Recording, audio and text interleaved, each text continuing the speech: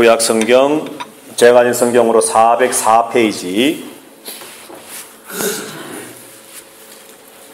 룻기 2장 20절 한 절 말씀입니다.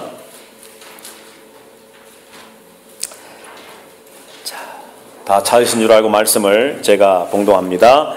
나오미가 자기 며느리에게 이르되 그가 여호와로부터 복받기를 원하노라. 그가 살아있는 자와 죽은 자에게 은혜 베풀기를 그치지 아니하도다 하고, 나오미가 또 그에게 이르되 그 사람은 우리와 가까우니 우리 기업을 물을 자 중에 하나이니라 하니라. 아멘.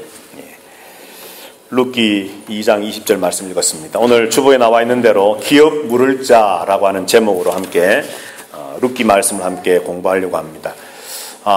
이제 오늘 전체적인 룻기의 말씀을 한번 우리가 함께 나누고요. 다음 주부터 몇 주가 될는지 모르겠습니다만 지금 제 생각으로는 한 8주 정도 룻기 말씀 전체 4장으로 되어 있는데 말씀을 함께 나누면서 이 한 가정의 일이거든요. 또 한 개인의 일이거든요. 그런데 이 한 개인, 한 가정, 이들을 통해서 개입하시고 간섭하시고 도우시고 다스려 나가시는 그 하나님의 일하심이 어떤 것이고 무엇인가라고 하는 것을 우리가 함께 살펴보면서 그 하나님, 동일하신 그 하나님께서 여전히 살아계셔서 오늘 저와 여러분들에게도, 또 저와 여러분들의 가정에도, 또 우리 교회에도, 우리의 삶 속에도 동일하게 역사하고 계신다라고 하는 사실들을 우리가 찾아가고 발견해감으로 함께 은혜를 나누고, 또 하나님의 그 역사하심 앞에 우리가 다시 한번 머리 숙일 수 있는 그런 말씀의 시간들을 우리가 한번 가져보려고 합니다. 오늘은 짧은 4장의 말씀이지만 우리가 1장부터 4장까지 전체적인 줄거리를 제가 한번 여러분들에게 말씀해 드리려고 합니다. 마치 한 편의 드라마와 같고, 또 어쩌게 생각하면 또 한 편의 어떤 연극과 같이 각 장마다 1막 2막 이렇게 전개되어져 가는 이야기가 참 짧지만은 아주 다이나믹하고 드라마틱하고 또 아주 흥미진진한 이야기들입니다. 마치 여러분들 룻기를 전혀 모른다는 생각으로 한번 말씀을 함께 나누면서 이 룻기를 통해 오늘 하나님이 주시고자 하는 메시지, 오늘은 이 룻기 전체를 통해서 하나님이 우리에게 주시고자 하는 메시지가 무엇인가라고 하는 그 두 가지를 우리가 한번 생각을 하고 말씀을 나누려고 합니다. 자, 오늘 우리가 읽은 이 룻기 말씀을 보면 1장을 보면 그 배경의 시대가 사사시대라 그렇게 말씀합니다. 우리가 잘 아는 것처럼 사사시대는 한마디로 말하면 자기 소견에 옳은 대로 행하던 시대였습니다. 좀 리얼하게 표현하고 극단적으로 우리가 흔히 사용하는 말로 말하면 자기 좋을 대로 행하는 시대입니다. 내가 하고 싶은 대로, 내 마음에 그냥 원하는 대로, 상대방 아무도 개의치 않고 누구도 개의치 않고 내가 하고 싶으면 하고 하기 싫으면 하지 않는 내 뜻대로, 내 고집대로, 내 생각대로 아무렇게나 살아가는 시대라고 하는 것이 바로 사사시대입니다. 그런데 그러한 사사시대에 엘리멜렉이라고 하는 한 가장, 남자와 또 그의 아내 나오미, 그리고 그의 두 아들이 베들레헴에 살고 있었습니다. 그런데 어느 날 베들레헴에 흉년이 찾아와서 더 이상 먹고 살기가 막막해진 겁니다. 결국 가장 엘리멜렉은 결단을 내립니다. 식량이 있는, 먹을 것이 있는 모압 땅으로 이민을 가자. 오늘날 어쩌면 우리의 모습과 비슷할지도 모르겠습니다. 한국에서 멕시코로 오게 된 사연과 이유와 목적이 여러 가지 다 각색으로 다릅니다만, 여하튼 간에 무언가 좀 더 어떤 나은 삶을 위해서, 어떤 물질적인 풍요를 위해서 좀 더 내가 벌고자라고 하는 그런 마음들이 있어서 이민을 나온 분들이 계신다면 어쩌면 이 엘리멜렉과 비슷할 수 있다는 거지요. 고향 땅에 살 수 없는 형편이니까 이제는 먹을 것을 찾아서 좀 더 나은 삶을 위해서 모압 땅으로 왔습니다. 그런데 와서 엘리멜렉이, 가장이, 남편이 그만 죽게 되어버렸습니다. 그리고 아버지가 돌아가신 뒤에 두 아들이 홀로 어머니와 함께 지내다가 이제 모압 땅에서 장성하게 되니까 모압 여인들과 만나서 결혼을 합니다. 가정을 이루었습니다. 며느리의 이름들은 오르바와 룻입니다. 자, 그런데 성경을 보니까 한 10년쯤 행복한 날들을 살다가 그만 두 아들이, 성경은 말씀하지 않고 있지만 이유를 우리가 알지 못하지만 젊은 날에 그만 죽어버리고 말았습니다. 결국은 세 과부만 남게 되었지요. 그런데 들려오는 소식이 고향 땅 베들레헴이 다시 흉년이 끝나고 인플레가 끝나고 여러 가지 경제적인 상황들이 회복되고 좋아졌다라고 하는 소식들이 들려와서 남편도 잃고 두 아들도 잃게 된 나오미는 고향 땅 베들레헴으로 다시 돌아가야 되겠다고 결정을 합니다.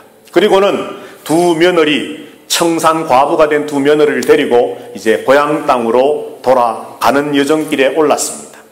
가다가 곰곰이 생각을 해보니까 나오미의 생각에 나도 과부고 이 젊은 두 며느리도 과부인데 이 이방 여인들인 이 아이들을 고향 땅으로 데려가서 산다는 것이 쉬운 일이 아닌데 이 아이들을 데려가는 것보다 차라리 자기들 친정으로 다시 돌려보내는 것이 더 낫겠다라고 하는 생각을 결단을 내리고 며느리들에게 이야기합니다.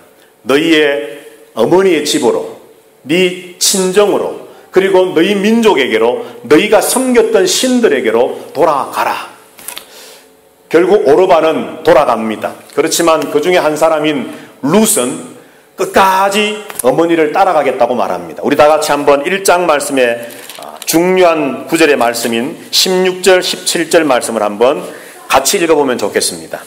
다 같이 읽습니다. 시작. 룻이 이르되 내가 어머니를 떠나며 어머니를 따르지 말고 돌아가라 강권하지 마옵소서. 어머니께서 가시는 곳에 나도 가고 어머니께서 머무시는 곳에서 나도 머물겠나이다.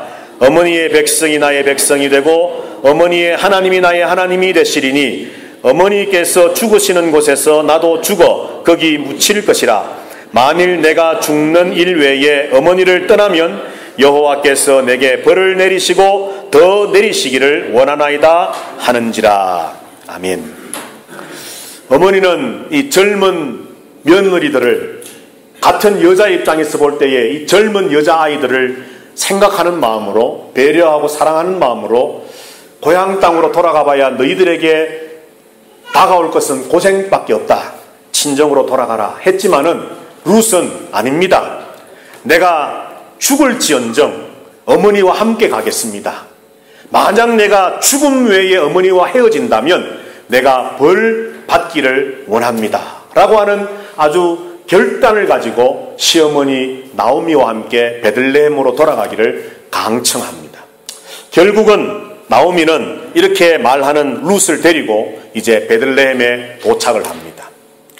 먹을 것이 없어서 흉년의 어려움 속에서 결국은 고향 땅을 등지고 모압으로 갔던 나오미였지만 그곳에서 남편도 두 아들도 다 잃어버리게 되고 결국은 참 고난의 인생의 삶을 살다가 고향 땅으로 돌아옵니다.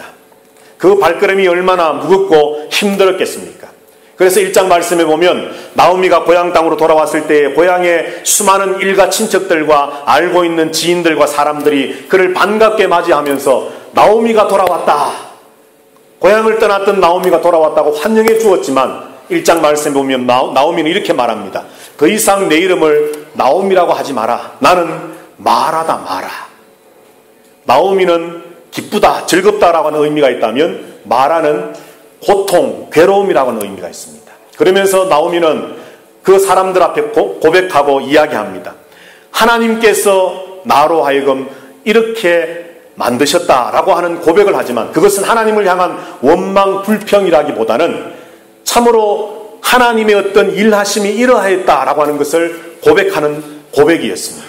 자, 그런데 1장의 마지막 장면이 어떤 장면이냐면 우리 다 같이 1장 22절 말씀을 한번 보실까요? 다 같이 또 읽어보겠습니다. 시작. 나오미가 모압 지방에서 그의 며느리 모압 여인 룻과 함께 돌아왔는데 그들이 보리 추수 시작할 때에 베들레헴에 이르렀더라. 아멘. 자, 만약에 오늘 드라마의 1편이 끝난다면, 연극의 1막이 끝난다면 그런 1장에서 1막에서 고난스럽고 남편과 아들을 다 잃어버린 인생의 쓴맛을 다 보았던 나오미와 룻이 고향 땅으로 딱 돌아왔을 때에 그들의 눈앞에 펼쳐진 것은 바로 보리가 추수되어질, 그야말로 우리 한국식으로 표현한다면 황금 들판의 모습으로 1막이 끝이 나는 겁니다. 자, 이 말씀을 하면서 이제 2장으로 넘어가는데 마치 드라마라고 한다면 이제 내일을 기대하시라 하는 거지요. 자, 왜 하나님께서 1장을 마치시면서 추수할 때가 되어진 알곡으로 연결어져 있는 들판의 말씀을 하면서 마치시는가 하면 이제 2장, 3장, 4장으로 넘어가면서 펼쳐질 하나님의 놀라운 그 복의 그림들을 우리에게 보여주기 위한 어떤 복선과도 같은 것이지요. 자, 이제 2장으로 넘어오면서 이제 하나님의 말씀을 또 한번 우리가 생각을 해보면 고향 땅에 무사히 도착한 나오미와 룻이 이제 살아가기가 막막합니다. 우리가 잘 아는 대로 그 시대에 이 과부들이 무언가 일을 해서 직업 전선에 뛰어든다는 것은 불가능한 일이었습니다. 결국 할 수 있는 일이라고 하는 것은 추수하는 밭에 나가서 떨어진 알곡들을 주워다가 겨우 연명해 나가는 겁니다. 그래서 룻은 시어머니 나오미에게 내가 오늘 나가서 이삭들을 주워오겠습니다. 나오미의 허락을 받아서 룻은 길을 걸어가며 한 밭에 이르러서 이제 그곳에서 떨어진 이삭들을 줍기 시작합니다. 그런데 오늘 성경 말씀에 보면 이렇게 말씀합니다. 3절을 한번 보실까요? 2장 3절 다 같이 읽습니다.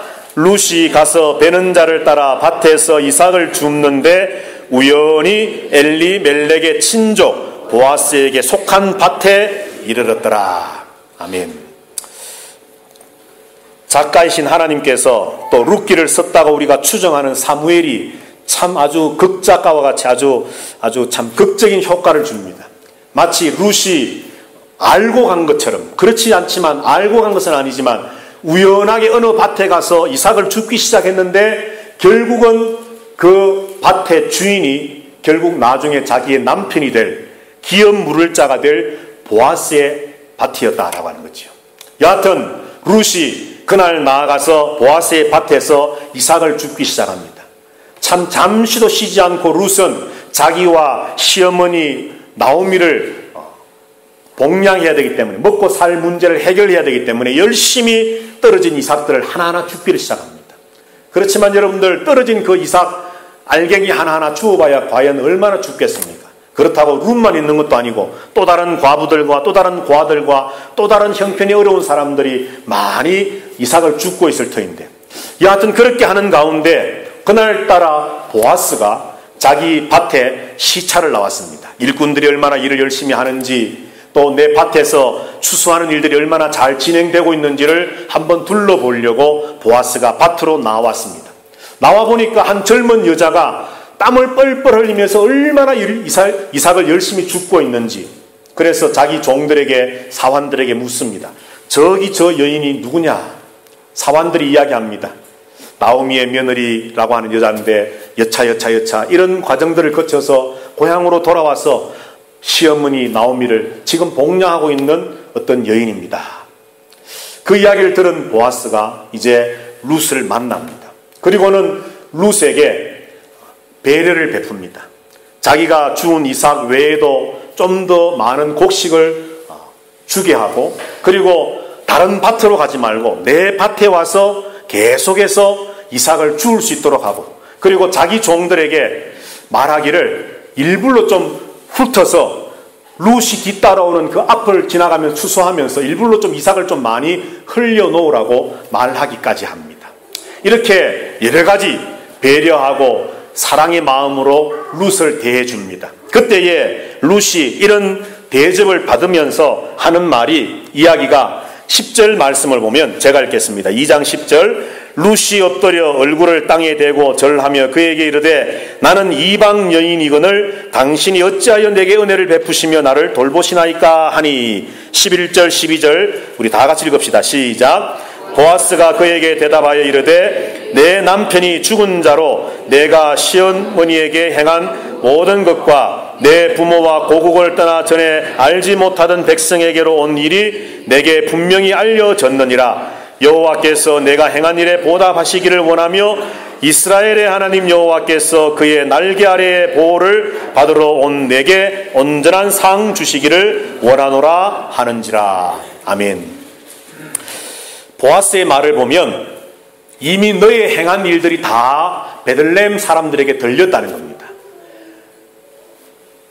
시아버지가 돌아가시고 남편을 잃어버리고 홀로 남은 시어머니를 네가 지금까지 잘 모셔왔고, 네가 얼마나 성실하고 신실하게 어머니를 모시는 것은 물론이고 주변 사람들에게도 좋은 평판을 받고 있다는 사실을 이 베들레헴 사람이라면 모르는 사람이 없다. 그래서 나도 그들과 같은 마음이기에 너에게 이런 은혜를 베푸는 것이고 여호와 하나님도 그것을 아시기 때문에 하나님께서 은혜의 날개 아래 너를 품어 너에게 그에 상응하는 네가 행한 것에 상응하는 보상을 복을 주시기를 간절히 내가 축복하고 원한다 라고 보아스가 이야기를 합니다. 자, 이렇게 보아스와의 대화를 마치고 많은 곡식을 가지고 집으로 돌아와서 나오미에게 이야기를 합니다. 오늘 있었던 일을. 어머니, 오늘 제가 이삭을 주우러 한 밭에 갔는데 한 주인을 만났는데 이렇게 저에게 참 깊은 사랑과 배려를 해주시고 또 이렇게 곡식까지 더 많이 더 물어주셔서 오늘 참 좋은 날이었습니다. 그런데 그 사람의 이름이 보아스라고 합니다. 그 이야기를 들은 나오미가 이야기를 합니다. 오늘 본문의 말씀 20절 우리가 읽었던 말씀입니다. 다시 한번 20절을 우리 다 같이 읽어보겠습니다. 시작. 나오미가 자기 며느리에게 이르되 그가 여호와로부터 복받기를 원하노라. 그가 살아있는 자와 죽은 자에게 은혜 베풀기를 그치지 아니하도다 하고 나오미가 또 그에게 이르되 그 사람은 우리와 가까우니 우리 기업을 물을 자 중에 하나이니라 하니라. 아멘. 이야기를 들어보니까 나오미가 무릎을 탁 치면서 그래, 그 보아스라고 하는 사람이 우리의 친족 중에 한 사람이고 우리의 기업 물을 자 중에 한 사람이다 라고 설명을 합니다. 자, 그런데 여러분들 여기서 한 가지 우리가 이제 짚고 넘어가야 할 것이 여기 기업 물을 자라고 하는 이제 말이 나왔습니다. 이 말은 히브리어로 고엘이라고 하는 말입니다. 고엘. 이 말은 떠맡고 책임진다라고 하는 의미가 있습니다. 어떤 불행을 당한 사람, 어렵고 힘든 일을 당한 사람, 그가 우리의 친족 중에 한 사람인데 그의 어렵고 힘든 인생의 모든 것들을 내가 떠맡아서 책임져 준다라고 하는 의미가 고엘이라고 하는 말이고 그것을 우리 한글 성경은 기업 물을 자라고 번역을 했습니다. 여기서 이 기업은 여러분들 삼성, LG를 말하는 그 회사 기업체 할 때 그 기업이 아닙니다. 여기 기업은 한자어로, 한글로는 그것도 기업이고 이것도 기업인데 한자어로 보면은 그 회사를 말하는 기업은 바란다, 열망한다라고 하는 기자에 업자를 써서 기업이고 오늘 여기 성경에 기록된 오늘 여기 기업뿐만 아니라 성경 전체에 기록되어 있는 기업이라고 하는 할 때 그 기업은 기자는 터입니다. 터 기자. 바탕이 되는 터. 그러니까 하나님이 우리에게 주신 복의 기초가 되는 업이다 이 말입니다. 그러니까 완전히 다른 말입니다. 이걸 혼동하셔서 하나님 나에게 주신 기업 감사합니다. 내 회사가 잘 되게 하시고 하면 하나님은 알아들으시겠지만 아니다는 거죠. 자, 여하튼 기업 물을 자라는 겁니다. 나오미가 들어보니 야, 하나님이 인도하셨구나. 네가 아무것도 알지 못한 채 나아가서 이삭을 주우러 나갔는데 하나님이 너를 인도하셔서 우리의 기업 물을 자 고엘 되어지는 보아스의 밭에 도착하게 하시고 그를 만나게 하시고 그에게 은혜를 받게 하셨구나. 하나님이 그에게 복 주시기를 원한다 라고 하며 축복하면서 이제 2장의 말씀이 마쳐집니다. 참 여기까지는 아주 자연스럽게 이야기가 순조롭게 잘 진행이 되어져 갑니다. 자, 그런데 성경에 없지만은 각색을 해서 말씀을 드려본다면 나오미가 아마 그날 밤에 잠이 안 왔을지도 모릅니다. 야, 하나님께서 우연히 룻과 보아스를 만나게 하셨다. 혹시 여기에 무슨 뜻이 있는 것은 아닐까? 아마 나오미가 생각했을지도 모르겠습니다. 그러면서 나오미가 생각해낸 묘한 아주 지혜, 아이디어가 뭐냐 하면 보아스와 룻을 결혼시키고 싶다. 어차피 보아스는 우리 가문의 기업을 물을 자 중에 한 사람인데 그래서 그가 우리 땅, 여러분들 유대인들은 고향을 떠나도 집과 땅은 여전히 자기 소유로 남아 있습니다. 그런데 그 가장이 죽으면 이제 아들이 그것을 물려받게 되고 또 큰아들이 죽으면 둘째 아들이 물려받게 되고 둘째 아들이 죽으면 셋째 아들이 물려받게 되고 이렇게 계속 가는데 만약에 남자가 그 집안에 아무도 없다. 그러면 친족 중에서, 일가 친척 중에서 제일 가까운 촌수부터 이제 시작해서 그 땅과 집과 재산을 받아서 그것을 관리해 주면서 그 원래 가문에, 다시 말하면 나오미 가문, 엘리멜렉의 가문의 모든 가족들을 부양해야 할 책임이 있는 것. 이것이 바로 이스라엘 민족의 고엘 제도입니다. 기업 물을 자의 제도입니다. 그런데 룻이 만난 사람이 바로 그런 일을 행해야 할 사람 중에 한 사람인 보아스였다는 거죠. 그래서 나오미는 생각합니다.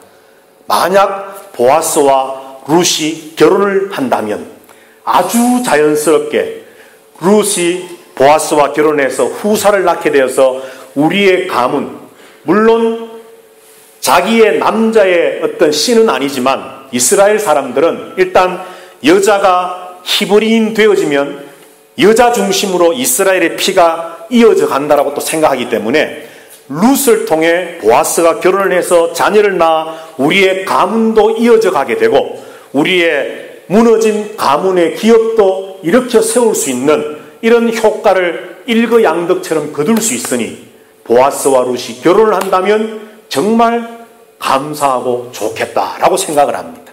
그래서 나오미가 생각해낸 묘안이 룻을 불렀습니다. 며느라, 오늘 타작을 하는데 내가 입수한 정보에 의하면 보아스도 타작마당에 와서 일꾼들과 같이 타작하는 일을 진두지휘하고 오늘 밤에 집으로 돌아가지 않고 성 안으로 들어가지 않고 성밖 밭에서 타작마당에서 잠을 잔다고 하는데 너는 오늘 깨끗하게 목욕 재개하고 제일 예쁜 옷을 입고 밤중에 몰래 보아스가 자는 이불 밑에 숨어 들어가라 하서 누워라. 발치 밑에. 참 어떻게 보면 비윤리적이고 비도덕적인 것을 시어머니가 시킨다. 여러분 이렇게 생각하면 이제 룻기가 말씀하는 것에 대해서 우리가 멀리 떠나버리게 됩니다. 그거는 일단 생각은 접어두시고 나오미가 이제 며느리에게 있을 이야기를 합니다. 참 여러분 드라마 속에 나오는 이야기 같지 않습니까? 쉽게 말하면 막장 드라마 같다고 생각할지 모르지만 아닙니다, 여러분. 여하튼 나오미가 룻에게 이것을 시킵니다. 그런데 만약에 룻이 싫다 그러면 할 수 없는 일인데 룻은 평소와 똑같이 예 어머니가 분부하시는 일이니 그것이 옳은 일이고 좋은 일일 줄 알고 저는 잘 모르겠지만 말씀하는 대로 하겠습니다 하고는 어머니가 시킨 대로 목욕을 하고 제일 예쁜 옷을 입고 어쩌면 향수도 좀 뿌리고 그래서 일꾼들이 다 잠들어 있는 밤에 몰래 남자들만 있는 그 들판에 타작 마당에 숨어 들어가서 보아스의 이불 발치 밑에 보아스의 발끝의 이불 속에 조용히 보아스가 깨지 않도록 아주 살며시 이제 그 이불 속에 같이 누워 있습니다. 보아스가 자다 보니까 뭔가 이상한 느낌이 드는 거예요. 깨보니까 외간 여자가 자기 발밑에 누워 있는 겁니다. 한밤중이지만 달빛에 비친 모습을 보니 젊고 예쁜 여자가 누워 있는 거예요. 그런데 번뜩 드는 생각이 왜 이 여자가 이러는가 깜짝 놀랐겠죠. 성경에 보면 보아스가 놀라서 너는 누구냐? 룻이 이야기합니다. 나는 당신의 여종 룻이고 지난날 이야기를 쭉 이야기를 합니다. 자, 그 이야기를 들었던 이제 보아스와 룻과의 대화가 오늘 3장 말씀에 기록되어 있는데 우리 3장 9절 말씀을 한번 읽어보겠습니다. 3장 9절 다 같이 읽습니다. 시작. 이르되 내가 누구냐 하니 대답하되 나는 당신의 여종 룻이오니 당신의 옷자락을 펴 당신의 여종을 덮으소서 이는 당신이 기업을 물을 자가 됨이니이다 하니. 아멘. 자, 오늘 룻의 대답입니다. 너는 누구냐 하니까 나는 당신의 여종 룻입니다. 당신의 옷자락을 펴 당신의 여종을 덮으소서 당신은 우리의 기업을 물을 자입니다 라고 룻이 대답하는데 여기 당신의 옷자락을 펴 당신의 여종인 나를 덮으소서라고 하는 이 룻의 대답은 이미 2장 12절에서 보아스가 룻을 축복할 때 했던 말이었습니다. 자, 여러분들 다시 한번 2장 12절 말씀을 한번 보실까요? 제가 읽겠습니다. 여호와께서 내가 행한 일에 보답하시기를 원하며 이스라엘의 하나님 여호와께서 그의 날개 아래 보호받으러 온 내게 온전한 상 주시기를 원하노라. 자, 하나님의 날개, 하나님의 옷자락을 펴셔서 그 하나님의 은혜의 그늘 아래 하나님이 너를 품어주심으로 너에게 온전한 상 주시기를 원하노라 축복했던 보아스의 그 말에 약간의 변형을 해서 오늘 룻이 보아스에게 말합니다. 당신의 옷을 펼쳐서 당신의 옷자락으로 나를 덮으시옵소서. 당신이 말한 것처럼 하나님의 은혜의 날개 아래 나를 품어주시겠다 약속하고 축복했던 것처럼 하나님의 은혜의 옷자락으로 나를 덮기를 축복해 주셨던 것처럼 이제 당신이 실제로 당신의 옷자락을 펴서 당신의 은혜의 어떤 것을 펼쳐서 나를 품어주십시오라고 룻이 보아스에게 요청을 합니다. 자, 그때에 이제 10절 말씀부터 13절까지 말씀인데 먼저 10절 말씀 제가 보겠습니다. 그가 3장입니다. 그가 이르되 내 딸아 여호와께서 내게 복 주시기를 원하노라. 내가 가난하건 부하건 젊은 자를 따르지 아니하였으니 내가 베푼 인애가 처음보다 나중이 더하도다. 젊은 여자로서 뭐 돈이 있고 없고 이런 상황을 따지지 않고 젊은 남자를 찾아가서 이런 일을 할 법한데 지금 보아스의 말은 그렇습니다. 이제 우리가 앞으로 이 룻기의 자세한 말씀들을 살펴보겠지만 이런 모든 말들은 사실 그 속에 약간 성적인 어떤 뉘앙스들이 다 포함되어 있는 겁니다. 자, 여하튼 간에 네가 그렇게 하지 않고 늙은 나이 많은 나에게 찾아온 것 자체가 젊은 여자인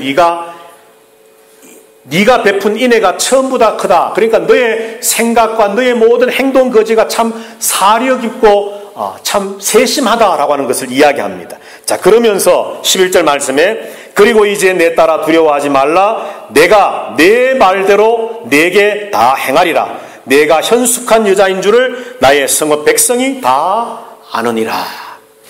내가 하겠다는 겁니다.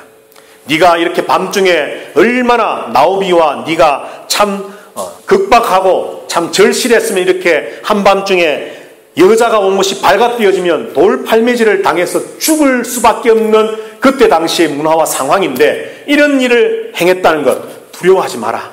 내가 모든 것을 비밀에 붙이고 네가 원하는 대로 내가 최선을 다해 하겠다는 겁니다. 자, 너의 현숙함을 나뿐만 아니라 온 성읍의 사람들이 알고 있다. 자, 그런데 여기서 이제 한 가지 처음으로 위기가 찾아옵니다. 극중 위기가 한 가지 찾아옵니다. 12절을 보면 참으로 나는 기업을 물을 자이나 기업 물을 자로서 나보다 더 가까운 사람이 있다라고 말합니다. 그러니까 아마 쉽게 이해하도록 말씀드리면 아마도 보아스는 5촌쯤 될 것이고 그보다 더 가까운 4촌이나 3촌뻘 되는 사람이 있다는 겁니다. 그러니까 그 사람이 우선순위라는 거죠. 그가 기업을 물을 자이기 때문에 우선순위이기 때문에 지금 나로서는 어떤 방법이 없지만 여하튼 이 일을 우리가 한번 해결해 나가보자는 겁니다. 자, 그러면서 13절 말씀에서 이제 보아스가 말합니다. 우리 다 같이 한번 13절 읽어보겠습니다. 시작. 이 밤에 여기서 머무르라. 아침에 그가 기업 물을 자의 책임을 내게 이행하려 하면 좋으니 그가 그 기업 물을 자의 책임을 행할 것이니라. 만일 그가 기업 물을 자의 책임을 내게 이행하기를 기뻐하지 아니하면 여호와께서 살아계심을 두고 맹세하노니 내가 기업 물을 자의 책임을 내게 이행하리라. 오늘 밤에 조용히 들키지 말고 돌아가라는 겁니다. 날이 밝으면 내가 그에게 말을 해서 이 일을 실행하라 부탁할 것이고 그가 하면 어쩔 수 없이 그가 할 것이고 만약 그가 못하겠노라 하면 그 다음 차례는 나니 염려 걱정하지 말고 돌아가라. 내가 이 일을 반드시 행하겠다. 확약시키고 돌려보냅니다. 이제 역시나 3장의 끝은 산막의 드라마의 연극의 마지막은 룻이 나오미 시어머니에게 찾아가서 대화하는 장면으로 끝이 납니다. 여러분 생각을 해보십시오. 나오미가 입술이 바짝바짝 마르지 않겠습니까? 그 당시 여자로서는 하지 말아야 할 일을 며느리에게 시켰습니다. 한밤중에 남자들만 모여있는 들판에 찾아가서 외간 남자의 이불 밑에 들어가라 시켰으니 이 시어머니도 시키기는 시켰지만 참 입술이 바짝바짝 마르고 밤에 한숨 잠을 못 자고 아마 새벽에 루시 돌아오기까지 기다렸을 겁니다. 루시 돌아오자마자 어떻게 됐어? 물었을 겁니다. 그래서 루시의 이야기를 다 듣고 나서 이제 오늘 시어머니 나오미가 이야기합니다. 18절 말씀 우리 다 같이 한번 3장 18절 읽어보겠습니다. 시작. 이에 시어머니가 이르되 내 딸아 이 사건이 어떻게 될지 알기까지 앉아 있으라. 그 사람이 오늘 이 일을 성취하기 전에는 쉬지 아니하리라 하니라. 아멘. 앉아 기다리라 하는 말은 우리가 기다리자, 앉아 있으라 하는 말은 기다리자. 그가 보아스가 이 일이 성취되기 전에는 쉬지 않을 것이다. 그 사람의 인품을, 그 사람의 지난날에 살아왔던 것을 우리가 생각할 때에 그 사람은 약속대로 이 일을 반드시 이룰 것이다. 우리가 기다리자. 이제 그러면서 3장이 끝이 납니다. 4장에 넘어오면 마지막으로 이제 보아스의 일의 진행들이 설명되어집니다. 보아스가 성문에 장로 10명들을 초청합니다. 정인으로 세우기 위함이지요. 그리고 그도 성문 위에 앉아 있습니다. 마침 기업 물을 자의 우선순위를 가지고 있는 사람이 성문 밑으로 지나갑니다. 1절 말씀에 보면 중간쯤에 보면 보아스가 그에게 이르되 아무개여 이리로 와서 앉으라 하니 그가 와서 앉았다 말합니다. 영문을 모른 채 친족 보아스가 부르니까 성문 위에 가서 앉았습니다. 가보니까 장로들이 10명이나 와서 앉아있고 보아스가 딱 자리를 잡고 무언가 할 말이 있는 듯 기다리고 있는 겁니다. 자, 보아스가 말합니다. 이런 일들이 있는데 네가 나오미 가문, 다시 말해 죽은 고 엘리멜렉의 가문과 그 땅과 모든 것들을 기업 물을 자로서의 모든 것들을 해가겠느냐 묻습니다. 이 아무개 씨가 익명의 사람이 내가 그럴 의무와 책임이 있으니까 하겠습니다. 하겠다라고 대답을 합니다. 두 번째 위기가 찾아왔습니다. 원래는 보아스가 해야 되는데 지금 이 등장한 제3의 인물 아무개 씨가 하겠다는 겁니다. 룻과의 결혼도 성사될 수 없고 보아스가 계획하고 나오미가 계획했던 일들이 진행될 수가 없게 된 겁니다. 자, 그런데 그때 보아스가 또 한 가지를 묻습니다. 네가 엘리멜렉에 남아있는 재산만을 기업 물을 자로 책임과 의무가 있는 것이 아니고 나오미에게 젊은 며느리 룻이 있는데 이방 여자, 모압 여자 그 룻이 젊은 여자가 있는데 그와 결혼을 해서 엘리멜렉의 가문의 후사를 이어주는 일까지도 네가 해야만 한다 라고 제안을 합니다. 이 아무개 씨가 여러분들 뭐라고 대답했겠습니까? 여러분들 생각에 룻기를 모른다고 생각하시고 만약에 했다면 우리가 지금 상상하고 계획하고 이야기가 이렇게 전개되겠지라고 했던 것과 삐뚤어지지 않겠습니까? 그런데 오늘 성경의 말씀에 보니까 이 사람이 이렇게 이야기합니다. 자, 6절 말씀입니다. 4장 6절 다 같이 한번 읽어보겠습니다. 시작. 그 기업 물을 자가 이르되 나는 내 기업에 손해가 있을까 하여 나를 위하여 물으지 못하노니 내가 물을 것을 네가 물으라. 나는 물으지 못하겠노라 하는지라. 집과 땅을 물은다 할 때는 집을 차지하고 땅을 차지할 수 있으니까 그거 참 좋은 일이다 싶어서 내가 하겠다라고 참 호탕하게 나섰는데 룻이라고 하는 여자를 아내로 맞이하고 자녀를 낳아서 엘리멜렉의 가문의 대를 이어줘야 된다라고 하는 제안 앞에 그가 대답하는 것이 아무리 생각해도 손해가 있을 것 같다. 못하겠다. 라고 대답을 하는 겁니다. 그때 결국은 10명의 장로들 앞에서 그가 유대인들이 하는 것처럼 신발을 벗어 던지면서 이제 이 일에 대한 결말이 났다라고 하는 표시로 신발을 던지면서 이 아무개 씨가 아닌 두 번째 기업 물을 자인 보아스가 이제 엘리멜렉 가문의 기업을 물을 자가 되어서 룻과 함께 결혼을 해서 그 가정의 후사까지도 이어줘야 할 대상이 보아스다라고 하는 것을 10명의 장로들을 정인으로 세워서 이제 이 일들이 마무리가 되어집니다. 그리고는 룻기 뒤편에 보면은 이제 우리 한번 말씀을 읽어보십시다. 18절부터 22절 말씀까지. 이제 중간에 또 다른 말씀들이 있지만은, 자, 우리 18절부터 22절 다 같이 읽습니다. 시작. 베레스의 계보는 이러하니라. 베레스는 헤스론을 낳고 헤스론은 람을 낳았고 람은 암미나답을 낳았고 암미나답은 나손을 낳았고 나손은 살몬을 낳았고 살몬은 보아스를 낳았고 보아스는 오벳을 낳았고 오벳은 이새를 낳고 이새는 다윗을 낳았더라. 아멘. 자, 보아스와 룻이 결혼을 했습니다. 그리고 아들을 낳았는데 그 아들의 이름이 오벳입니다. 오벳. 그리고 그 오벳의 아들은 누구냐 하면 이새입니다. 그리고 그 이새의 아들들 중에 제일 막둥이가 우리가 잘 아는 유대의 둘째 왕 다윗입니다. 자, 이제 이것이 룻기의 이야기고, 하나님이 이 룻기의 이야기를 통해서 마지막으로 하시고 싶었던 말씀이 이 다윗이라고 하는 이름 한 글자를 기록하시기 위함이었습니다.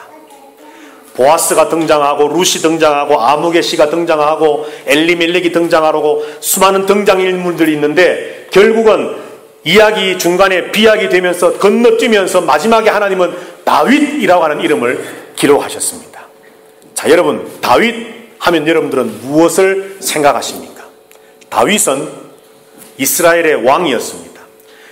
그것보다 중요한 것은 다윗이라고 하면 다윗은 바로 하나님이 약속하신 나라의 기초라고 하는 것입니다.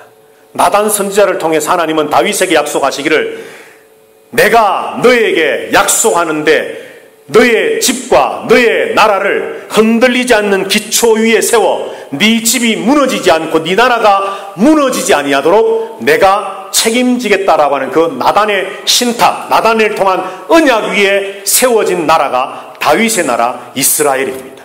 그리고 그 다윗의 언약, 주어진 그 언약을 실제로 성취하고 완성하신 분이 누구십니까? 예수 그리스도입니다.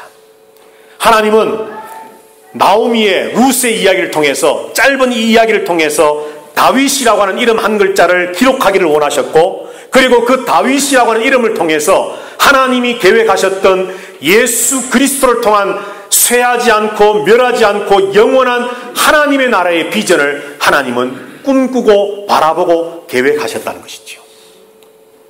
그런데 이 다윗이 어떻게 태어났습니까? 엘리멜렉이라고 하는 사람이 겉으로 보기에는 먹고 살지 못해 흉년이 드는 고향 땅을 등지고 모압으로 갔습니다. 물질을 따라간 거지요. 자기는 몰랐습니다. 그런데 그 땅에서 죽고 아들들도 죽었습니다. 자기 부인과 자기는 알지 못한 며느리가 고향 땅으로 돌아왔습니다.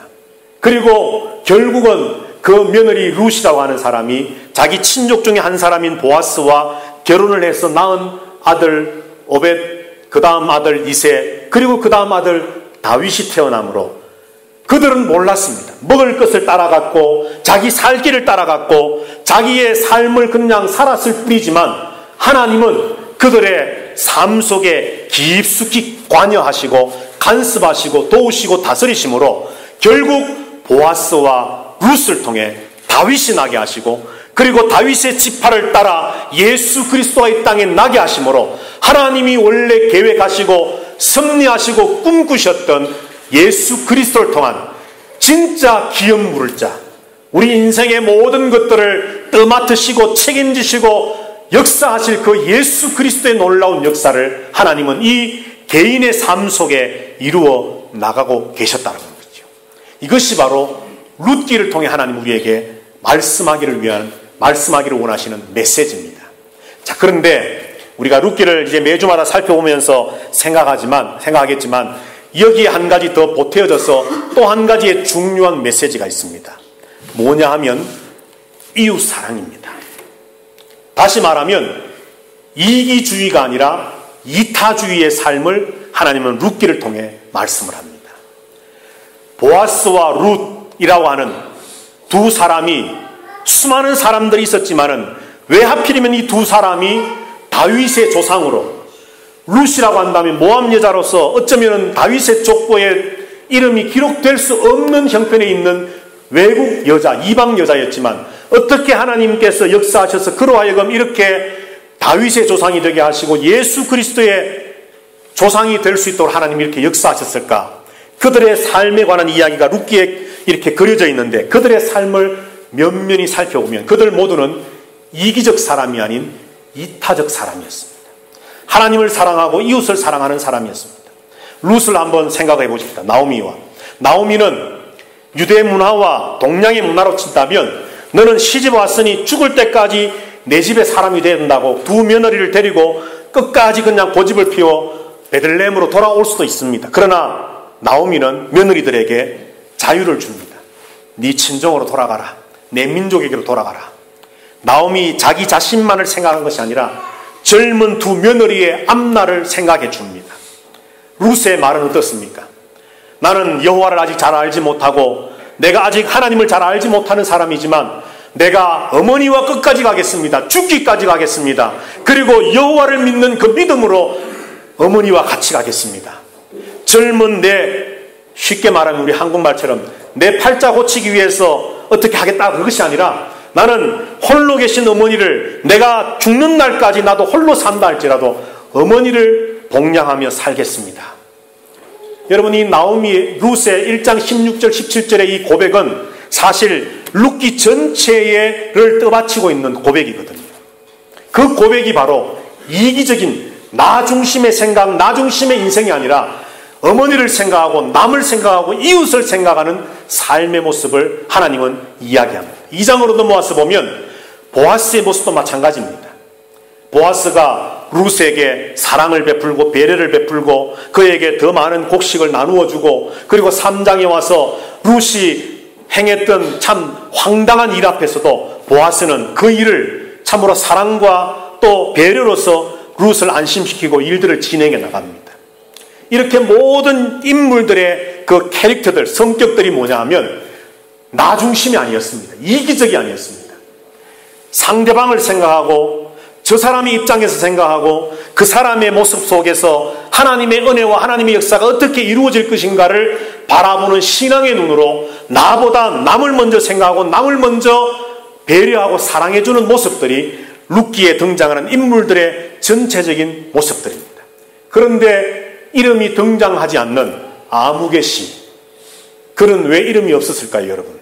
어쩌면 보아스보다도 더 중요한 등장인물일 수 있는데, 왜냐하면 기업 물을 자의 우선순위를 가지고 있는 사람이기 때문에. 그런데 하나님은 구태여 그를 아무개 씨로 기록하신 이유는 그는 어떤 삶의 대표주자처럼 기록되어 있느냐 하면 이타주의가 아니라 이기주의적인 사람이라는 거죠.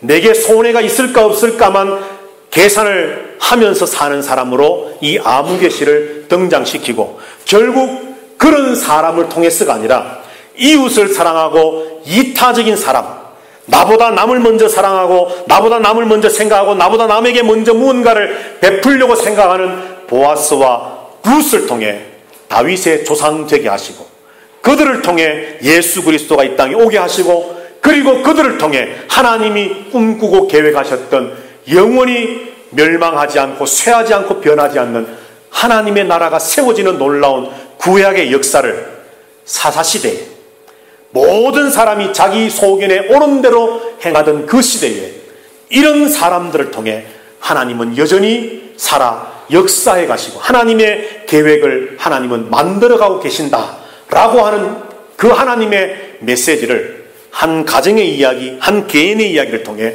우리에게 들려주시기를 원하고 계시는 겁니다. 사랑하시는 우리 아름다운 교회 성도 여러분들, 오늘 저와 여러분들은 고향 땅 조국을 떠나 이민을 살고 있습니다. 어쩌면 나오미와 룻과 같을지도 모르겠습니다. 오늘 우리가 이제 앞으로 한 8주 동안 룻기 말씀을 살펴볼 때에 여러분들 4장밖에 안 되니까 하루에 한 번씩 룻기를 꼭 좀 읽고 오시면 좋겠어요.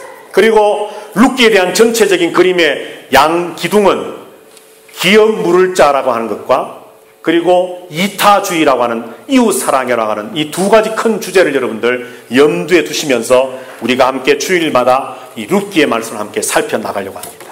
그러면서 저와 여러분들에게도 나오미와 룻과 보아스에게 그들의 개인적인 삶이지만 그들에게 찾아오셔서 간섭하시고 그들을 이끌어 나가시고 그들을 다스려 나가심으로 결국 하나님이 계획하셨던 일들을 완성해 나가시는 그 하나님의 역사가 오늘 저와 여러분들에게도, 저와 여러분의 가정에도, 우리 교회에도 있게 되기를 주님의 이름으로 축복합니다.